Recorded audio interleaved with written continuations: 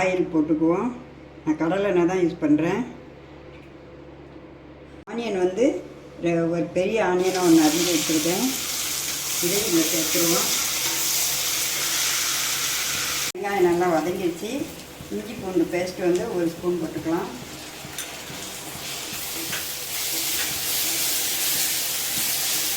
அடுத்து 2 தக்காளி நறுக்கி வச்சுருக்கேன், அதையும் போட்டுருவோம்.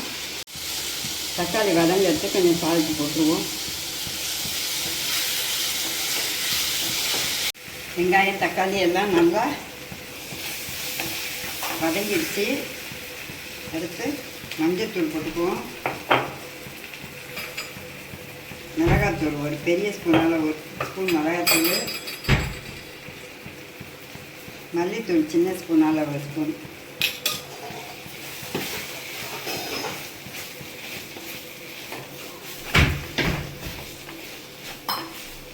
ஒரு கிலோ வாங்கினேன், சுத்தம் பண்ணேன், 1/2 கிலோ வந்தது.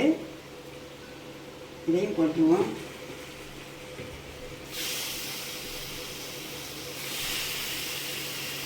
மல்லி தலையை தூவிட்டேன். இறால் பெரட்டல் வந்து ரெடி ஆயிடுச்சு.